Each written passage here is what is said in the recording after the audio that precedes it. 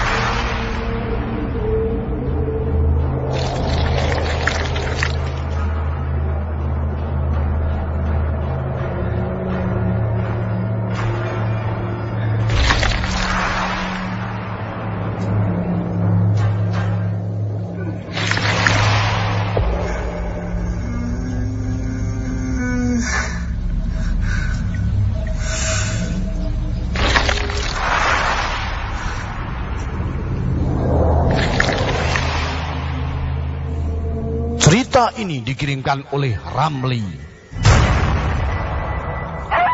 Kejadian ini memang dialami Ramli sekitar 4 tahun lalu, ketika dia masih tercatat sebagai mahasiswa Undip Semarang. Tepatnya ketika menikmati masa liburan semesteran yang lumayan panjang. Masa liburan benar-benar diluangkan untuk rileks setelah 6 bulan bergelut dengan bangku kuliah. Ramli, Andri, Rahmat, dan Rido, 4 sekawan yang di lingkungan kampus tergolong mahasiswa paling ulet belajar. Maka mendapatkan liburan seminggu tidak dilepas begitu saja. Acara mengisi liburan pun dirancang demikian matang, sampai-sampai rencana untuk bertandang di rumah Andri yang berada di Bandungan dibatalkan. Berempat akhirnya menyepakati berlibur di rumah Rido yang terletak di Purwantoro, Wonogiri. Agak terpencil memang, tapi mereka justru ingin menikmati keterpencilan itu sembari lebih dekat dengan alam pedesaan. Rumah Rido meski masih harus menempuh perjalanan setapak sejauh 1 kilometer bagi mereka tidak masalah. Singkat cerita, mereka berempat berangkat dari Semarang sekitar jam 12.35 waktu Indonesia Barat. Tiba di kota Wonogiri jam 4 sore. Dilanjutkan dengan naik angkudes atau angkutan pedesaan menuju ke kecamatan Purwantoro. Sampai kemudian Rido meminta supir angkudes berhenti di suatu tempat. Rido mengajak mereka turun di dekat persawahan itu karena sudah sampai pada jalan setapak menuju ke rumahnya. Perjalanan masih cukup jauh. Agar lebih cepat mencapai rumah Rido petang itu juga mereka mengadakan long march. Sampai selepas maghrib mereka baru tiba di rumah Rido. Namun karena rumahnya sempit, dialihkan bermalam di rumah paman Rido. Baru pada keesokan harinya,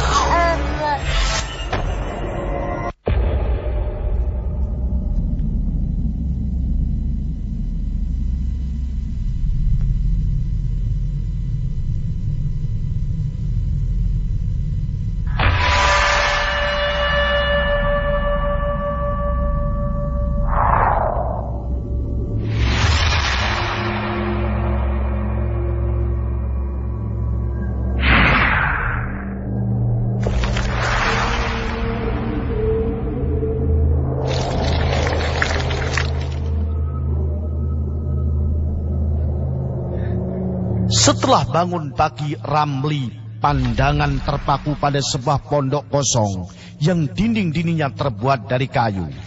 Letaknya menyendiri di antara rumah-rumah yang bertebaran di dusun berada di pinggiran bukit itu. Lokasi pondok kosong itu agak menonjol, berada di daratan agak tinggi.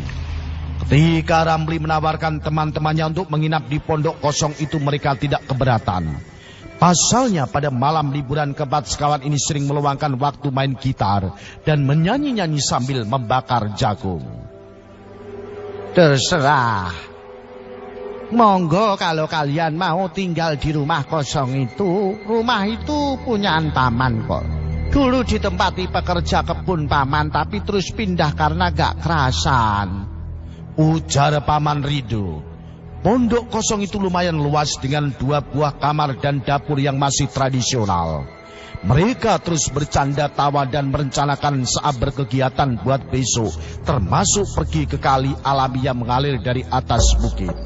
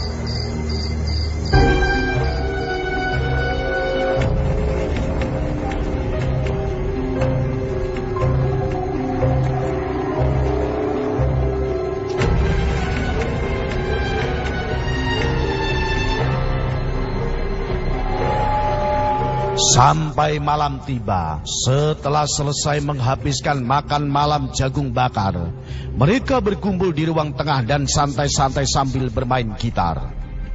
Makin lama, nyanyian yang diperdedangkan semakin mendayu hingga akhirnya satu persatu tertidur. Hanya Ramli dan Andri yang belum tidur, masih terus bercengkrama dengan pelan dan tidak lagi diiringi denting gitar. Keduanya membicarakan persoalan seputar perjalanan politik dalam negeri. Tiba-tiba Ramli yang tadi terlihat termenung mendengar suara ranjang kamar depan yang kosong, seperti dibebani oleh sesuatu. Serta-merta dia menoleh ke arah kamar tanpa pintu itu. Ia terpaku melihat sesosok bayangan yang duduk di ranjang terbuat dari papan itu. Bayangan tembus pandang yang menyerupai sosok manusia duduk seorang diri.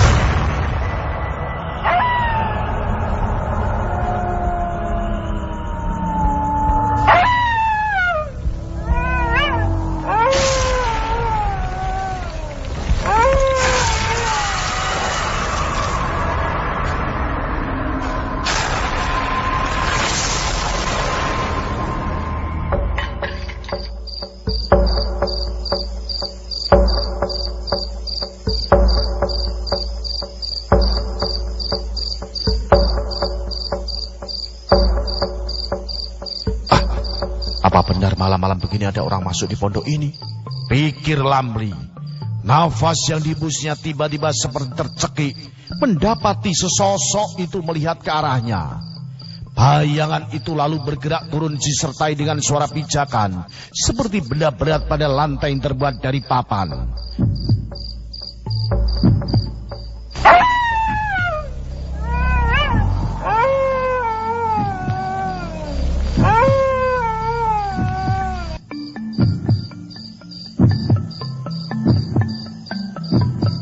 Bayangan itu seperti menatap tajam ke arah Ramli dan tiba-tiba bergerak cepat melaju ke arah Ramli, dan perasaannya tak bisa ditahan lagi, langsung tersejak kaget menjerit sekuatnya. Jeritan Ramli membangunkan seluruh isi rumah itu. Namun hanya terbangun sekejap, mengira jeritan Ramli hanya main-main. Dalam waktu tidak lama tiba-tiba dari arah atap rumah terdengar bunyi yang sangat keras, seperti suara benda menabrak atap rumah itu. Rasa ketakutan Ramli semakin menjadi-jadi. Dia lantas menggoyang-goyangkan tubuh teman-temannya. Andri yang semula bercengkrama dengan Ramli langsung berimbit ke arah Ramli. Iya Ram, suara apa ya tadi? Tanya Andri yang ternyata juga ketakutan. Apa yang dia dengar tidak berhenti sampai di situ. Tiba-tiba dari arah pintu depan terdengar seseorang yang mengetuk-ketuk pintu dan kaca jendela.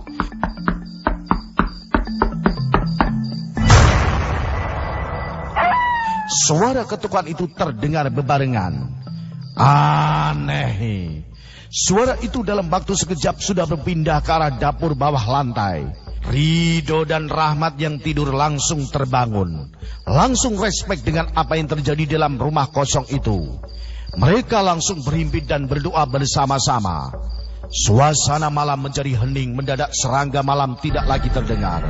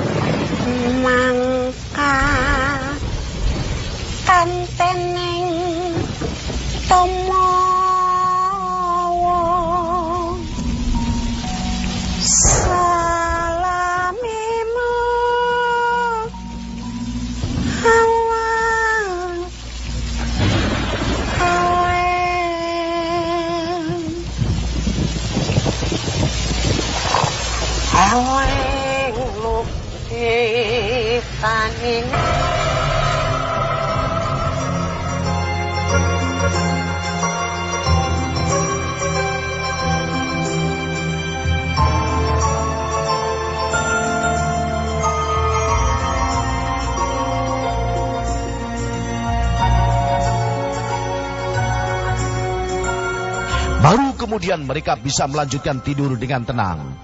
Keesokan harinya Paman Ridho ketika mendengar cerita keberadaan sosok dan suara misterius dalam pondok kosong tersebut tercenung. Itu toh yang menyebabkan pekerja kebun Paman gak kerasan. Kalau begitu nanti malam kalian pindah ke rumah Paman saja. Suara-suara itu setahu Paman bukan setan, mungkin jin penunggu pohon besar yang berada di dataran atasnya pondok kosong itu. Tutur Paman Ridho langsung pamit pergi, tidak melanjutkan ceritanya. Ridho tahu tentang keganjilan itu. Siang itu juga mengajak teman-temannya pindah ke rumah pamannya. Ridho ketika itu hanya berpikir jika jin penunggu pohon besar mungkin terusik oleh kehadiran mereka. Inilah cerita Jimat